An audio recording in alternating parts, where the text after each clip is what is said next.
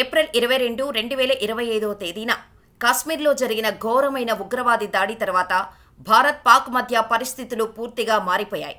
యుద్ధం పూర్తి స్థాయిలో మొదలవుతుండగా ఇది అణుయుద్ధానికి దారితీస్తుందనే భయాలు పెరగటంతో ట్రంప్ ప్రభుత్వం జోక్యం చేసుకుంది. ప్రారంభంలో సంకోచం ఉన్నప్పటికీ భారతదేశం, పాకిస్తాన్ మధ్య ఉద్రిక్తతలను తగ్గించడంలో అమెరికా అధికారులు కీలక పాత్ర పోషించారని న్యూయార్క్ టైమ్స్ నివేదిక వెల్లడించింది. కశ్మీర్లోని పహల్గాంలో ఏప్రిల్ 22న జరిగిన ఉగ్రదాడిలో 26 మంది ప్రాణాలు కోల్పోయిన సంగతి తెలిసిందే. దీనికి ప్రతిస్పందనగా పాకిస్తాన్ ఆక్రమిత కశ్మీర్లోని ఉగ్రవాద శిబిరాలపై భారత్ దాడులు చేసింది. ఉగ్రవాద శిబిరాలనే భారత్ టార్గెట్ చేసినప్పటికీ పాకిస్తాన్ మాత్రం కయ్యానికి కాలు దువ్వింది. డ్రోన్లు, క్షిపణులను భారత నగరాల వైపు పంపింది. దీనికి భారత్ కూడా ధీటుగా బదులిచ్చింది. దీంతో ఇది ఇరు దేశాల మధ్య పూర్తిస్థాయి యుద్ధంగా మారే అవకాశం కనిపించింది. భారత్ చేపట్టిన వైమానిక దాడులతో పాకిస్తాన్ ఉక్కిరిబిక్కిరి అయింది. పాకిస్తాన్పై భారత్ స్పష్టమైన ఆధిక్యం చూపుతున్న వేళ కాల్పుల విరమణకు మోడీ సర్కార్ అంగీకరించడం అందరినీ ఆశ్చర్యపరిచింది. అయితే ఇది అణుయుద్ధంగా మారే ప్రమాదం ఉందనే సమాచారంతో అమెరికా రంగంలోకి దిగి ఇరు దేశాలను కాల్పుల విరమణకు ఒప్పించినట్టు న్యూయార్క్ టైమ్స్ కథనం వెల్లడించింది. అమెరికా తరపున ఉపాధ్యక్షుడు జేడీ వాన్స్, విదేశాంగ కార్యదర్శి మార్కో రూబియో భారత్, పాకిస్తాన్లతో చర్చలు జరిపినట్టు తెలుస్తోంది.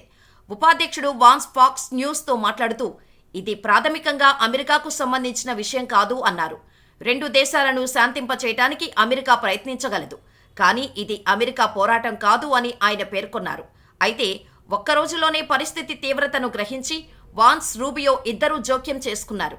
పాకిస్తాన్, భారత వైమానిక దళాల మధ్య తీవ్రమైన పోరాటాలు జరిగాయని, పాక్ 300 నుంచి 400 డ్రోన్లను భారత భూభాగంలోకి పంపిందని తెలియటంతో అమెరికా జోక్యం చేసుకుంది. భారత్ రావల్పిండిలోని నూర్ ఖాన్ వైమానిక స్థావరంపై దాడి చేసినప్పుడు పరిస్థితి మరింత తీవ్రమైంది.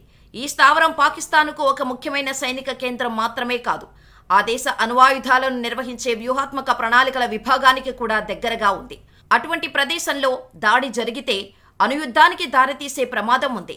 పాకిస్తాన్ అణు కార్యక్రమం గురించి తెలిసిన ఒక మాజీ అమెరికా అధికారి న్యూయార్క్ టైమ్స్తో మాట్లాడుతూ పాకిస్తాన్కు అతిపెద్ద భయం దాని అణు కమాండ్ వ్యవస్థ దెబ్బతినడమే అని అన్నారు. నూర్ ఖాన్పై దాడిని భారతదేశం నుండి వచ్చిన హెచ్చరికగా భావించవచ్చని ఆయన పేర్కొన్నారు. పాకిస్తాన్ ప్రధానమంత్రి షెహబాజ్ షరీఫ్ అణ్వాయుధాలకు సంబంధించిన నిర్ణయాలు తీసుకునే జాతీయ కమాండ్ అథారిటీ సమావేశానికి అధ్యక్షతన వహించారు. అయితే పాకిస్తాన్ రక్షణ మంత్రి ఖవాజా మహ్మద్ ఆసిఫ్ ఆయుధాల వాడకం గురించి చర్చించకూడదని అన్నారు. పెంటగాన్ ఈ పరిస్థితిని తీవ్రంగా పరిగణించింది. అణుశక్తుల ఘర్షణ పడి పెద్ద సంఘర్షణకు దారితీసే ఏ పరిస్థితిలోనైనా మేము ఆందోళన చెందుతాము అని ఉపాధ్యక్షుడు వాన్స్ చెప్పారు.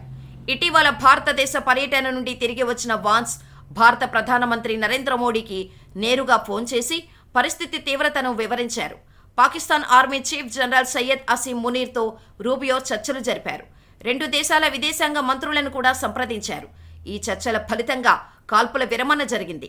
కాల్పుల విరమణలో అమెరికా పాత్రను పాకిస్తాన్ ప్రశంసించింది. అయితే భారత్ మాత్రం ఈ విషయంలో స్పందించలేదు.